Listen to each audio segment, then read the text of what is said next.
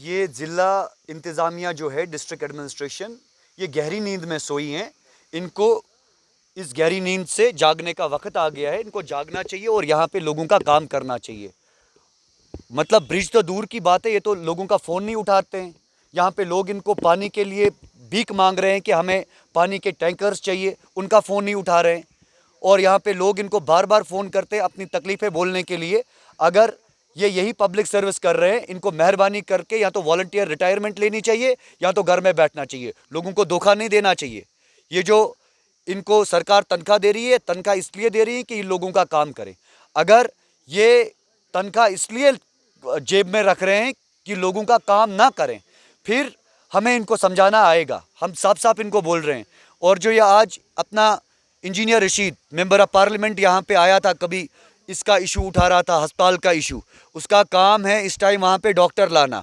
उसका काम अपोजिशन, वो जो बरसरे इक़्तिदार लोग हैं उनको अपोजिशन का काम करना शोभा नहीं देता है। उसका काम है इमीडिएटली फंड्स डिसबर्स करो और ये ब्रिज ठीक करो। वहाँ पे अस्पताल में अगर कोई रिक्वायरमेंट है, वहाँ पे इक्विपमेंट लाने, डॉक्टर्स लाने, गवर्नमेंट के साथ टेकअप करो, वो लाओ। ये अभी भी उसी मतलब सोच में बैठा हुआ है कि शायद मैं एडमिनिस्ट्रेशन को धमकी दूं, डराऊं, धमकाऊं, तब जाके काम होगा। भाई वो टीआरपी का ज़माना आपका ख़त्म हो गया है। टीआरपी का काम आपको नहीं करना है। आपको लोगों ने मैंडेट दिया है यहाँ बिजली, सड़क, पानी का, यहाँ के जो आम मसले हैं वो उठाने का मैंडेट दिया है। मसले कश्मीरा बाद में देखो, पहले यहाँ पे आप जो है लोगों का मसला हल करो। पुल नहीं टूटा हुआ है, इस पुल से कम 30 से 35 हज़ार गाड़ियाँ दिन में ट्रैवल करती हैं। ये पुल एक अहम स्ट्रेटेजिक ब्रिज है, ये बारामूला, सोपोर, कुपवारा का। और आजकल हार्वेस्टिंग सीज़न है, फ्रूट मंडी चल रही है, ट्रांसपोर्ट, लोकल कन्वीनियंस के लिए ये बहुत इम्पोर्टेंट है। आर्मी कॉन्वॉय है, बाकी सारी चीज़ें हैं। अगर ये ब्रिज खुदा ना खास्ता टूट गया कभी, या इस ब्रिज पे ट्रैफिक जाम लगा हो, कम से कम 200-300 लोग अपनी जान गंवा बैठेंगे। और डिस्ट्रिक्ट एडमिनिस्ट्रेशन आती हैं, सिर्फ थोड़ा सा इसमें कुछ मामूली मरम्मत करती हैं और उसके बाद चली जाती है। भाई ये मामूली मरम्मत करने का टाइम नहीं है यहाँ पे। इसमें हमें परमानेंट सोल्यूशन चाहिए ताकि कल को लोगों की जान बचे, ताकि कल को लोग इफ़ेक्ट ना हो। और ख़ास तौर पे ये डिस्ट्रिक्ट एडमिनिस्ट्रेशन को मैं कह रहा हूँ, ये एक ब्रिज का मामला नहीं है। आपको हमने बहुत बार बोला ये बटागुंड ब्रिज चालू करो। कम से कम वहाँ पे 40 गांव दूसरे गांवों के साथ कट ऑफ है और इस टाइम हार्वेस्टिंग का सीज़न है और इनकी खेतीबाड़ी का टाइम है, इनको शाली काटने का टाइम है, इनको बागात में जाने का टाइम है। ये कहाँ से जाएंगे? 40 गांव दूसरे गांव के साथ कट ऑफ है। और ये डिस्ट्रिक्ट एडमिनिस्ट्रेशन से मैं कहना चाहूँगा कि मेहरबानी करके आपने लोगों के कम से कम वहाँ पे 20-25 रास्ते काटे हुए हैं। किस चीज़ को लेके आपने ये फैसला लिया है? आपको कोई हक नहीं है, कोई अथॉरिटी नहीं है डिस्ट्रिक्ट एडमिनिस्ट्रेशन को कि ये लोगों का रास्ता काटे। और मैं डिस्ट्रिक्ट एडमिनिस्ट्रेशन को अभी कह रहा हूँ, ये जो अभी इन्होंने माइनिंग बंद करी है, कस्टमरी माइनिंग, ये जो नाले के लोगों को नाले में काम करने नहीं दे रहे हैं, इनको नाले में काम करने दिया जाना चाहिए। और अगर डिस्ट्रिक्ट एडमिनिस्ट्रेशन को किसी साहिब का डर है तो उनको बोलना चाहिए। और इस टाइम ये लोगों के रोज़गार का मामला है, 6000 लोगों के रोज़गार का मामला है, उसमें एनओसीज़ की ज़रूरत थी। एनओसीज़ इनको फ्लड एंड कंट्रोल डिपार्टमेंट ने दे दी है। और SO 599 ये कहता है कि कस्टमरी माइनिंग के लिए कोई भी जो है एनओसी देने की ज़रूरत नहीं है। ये प्रॉपर्टी लैंड है और ये डिस्ट्रिक्ट एडमिनिस्ट्रेशन को मालूम होना चाहिए। 1992 में जब फ्लड आए थे, उस फ्लड के टाइम इस नाले ने लोगों की मिल्कियत ज़मीन से अपना रुख इख्तियार किया और उस टाइम लंगेट कॉन्स्टिट्यूंसी के लोगों ने उसके लिए किसी मुआवजे की डिमांड नहीं करी। अब जब उनकी प्रॉपर्टी लैंड है, अपनी मिल्कियती ज़मीन में लोग कस्टमरी माइनिंग करना चाहते हैं, तो उसमें किस चीज़ की एनओसी चाहिए? ये डिस्ट्रिक्ट मिनरल ऑफिसर को भी मैं बोलना चाहता हूँ, ये माइनिंग डिपार्टमेंट वालों को, लोगों पे जुल्म और तशद्दुद करना बंद करो। और ये नाला, आपको सही टाइम है नाला खोलने का, ये नाला खोल दो। और अगर आपको कोई जवाजियत है नाला ना खोलने का, इसमें प्रॉपरली एक प्रेस ब्रीफिंग करो लोगों को कि हम नाला क्यों नहीं खोलने दे रहे हैं। MP साहब सिर्फ बातें कर रहे हैं। MP साहब को चाहिए कि उसको काम करे। बात करने का वक्त अब हमारा है। इश्यूज़ हम उठाएंगे और मेंबर ऑफ पार्लियामेंट से काम कराएंगे। ये जो भी कल को जिसको MP बनना होगा या कोई और साहब बनना होगा, ये हमारा काम है। ये MP सिर्फ कुलनगाम का नहीं बना, ये MP पूरे नॉर्थ कश्मीर का बना और हमको इससे काम लेना आएगा। इसको हमारा काम करना पड़ेगा। ये मसले कश्मीर रायशुमारी बाद में बेचे, मगर पहले इंजीनियर रशीद साहब को यहाँ के मसले हल करने हैं। ये बाद में बाकी चीज़ें करें, मगर पहले यहाँ का ये ब्रिज ठीक करके दे हमें। ये आया अभी, ये वहाँ पे आया सिर्फ मीडिया को टीआरपी देने के लिए अपना काम किया उसने वहाँ पे। अगर ये नीचे तक यहाँ आया होता, यहाँ पे वाकई में आरएनबी के लोगों को बुलाया होता, फ्लड एंड कंट्रोल डिपार्टमेंट के लोगों को बुलाया होता, डिप्टी कमिश्नर को फ़ोन करके यहाँ पे बुलाया होता, वो मैडम इसके साथ आती, तब जाके यहाँ पे काम होता। ये सिर्फ मीडिया में चढ़ जाते हैं, सिर्फ लोगों पे हवाबाजी करते हैं। हवाबाजी से क्या होगा भाई?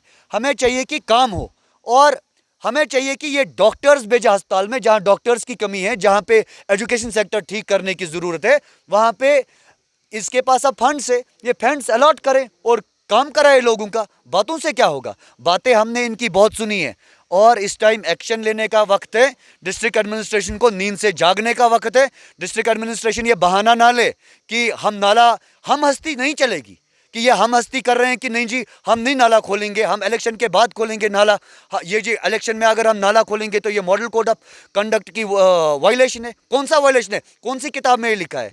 अगर इसमें कोई आपकी जवाजियत है तो हमें बोलिए। ऐसे नहीं चलेगा कि आप जी तानाशाही है, थोड़ी गवर्नर जनरल बैठा है क्या वहाँ पे?